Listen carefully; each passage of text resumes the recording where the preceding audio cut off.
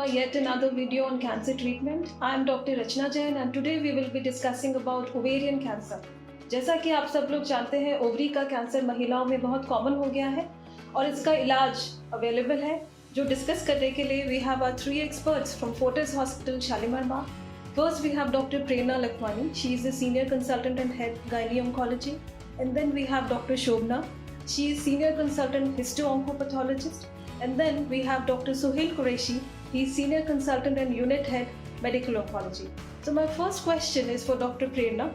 Dr. Prerna, ovarian cancer के क्या-क्या symptoms होते हैं और इसका क्या इलाज है? जैसे कि हम जानते हैं, ओवेरियन कैंसर बहुत ही घातक बीमारी है और ये बहुत नॉन स्पेसिफिक सिम्टम्स के साथ प्रेजेंट करता है। पेशेंट हमारे पास बहुत लेट पहुंचते हैं और तब तक स्टेज 3 या स्टेज 4 हो जाती है। इसके सिम्टम्स हैं जैसे कि बहुत जल्दी पेट भर जाना, थोड़ा सा खाना खाने पर ही पेट भर गया, गैस्ट्राइटिस होना, कॉन्स्टिपेशन होना, वेट लॉस होना या सडनली पेट का फूल जाना। ये सिम्टम्स ऐसे हैं कि जो पेशेंट को नहीं इंडिकेट कर पाते कि हमें तुरंत डॉक्टर के पास जाना है। पर जब वो हमारे पास आते हैं तब हम कुछ ब्लड के टेस्ट या कुछ मार्कर्स कराते हैं जो कि हमें हेल्प करते हैं कि ये कैंसर ओवरी से डील कर रहे हैं हम या नहीं कर रहे हैं।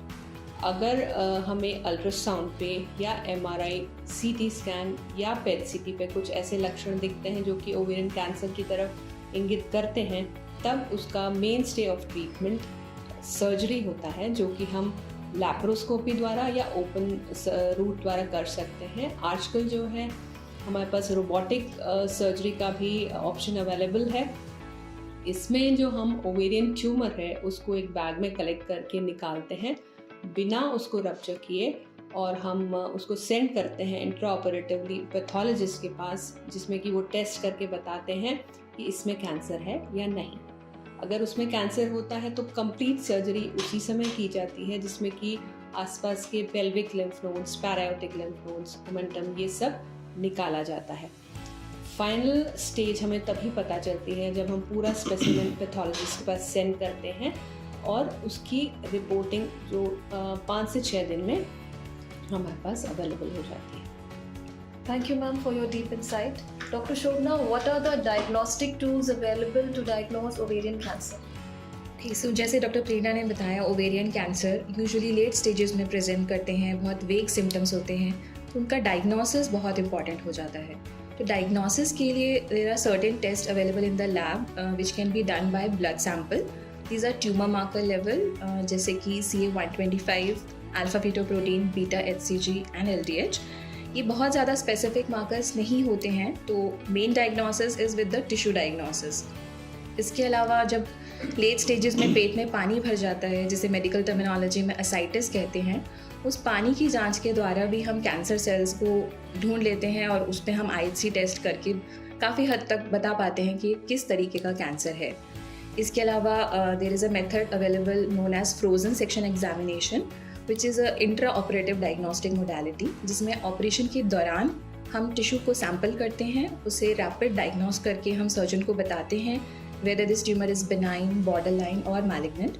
Based on that, the surgeon completes the surgery and then final diagnosis we provide on the entire specimen with the help of IHC, जिससे हम final diagnosis और उसका final stage बताते हैं जो कि further medical management में helpful रहता है।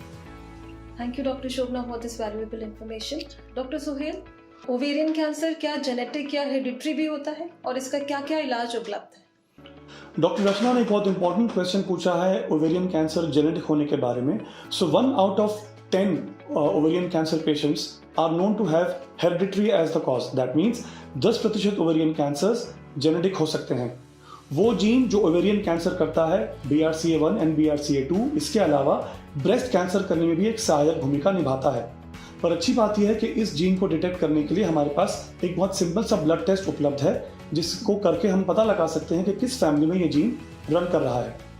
उस फैमिली में जिसमें ये जीन है, महिलाओं को 3 गुना ज़्यादा रिस्क होता है ओवेरियन कैंसर होने का। न सिर्फ ये, बल्कि अगर किसी के अंदर ये जीन पाया जाए तो आज उसके लिए ओरल टैबलेट्स उपलब्ध हैं जो कि इस बीमारी को वापस आने से बचने के लिए पेशेंट्स को दिया जा सकता है। और अगर किसी की फैमिली में ये ब्रका जीन रन कर रहा है तो उनको जेनेटिक काउंसलिंग और जेनेटिक टेस्टिंग करके अपने लिए स्क्रीनिंग का एक इम्पॉर्टेंट स्टेप उठाना चाहिए सो दैट वो इस बीमारी को आने से पहले ही डिटेक्ट कर सके। Thank you, Dr. Sohail. I hope this information was useful for you all. Stay tuned with us for some more updates from the world of oncology. Until then, happy living.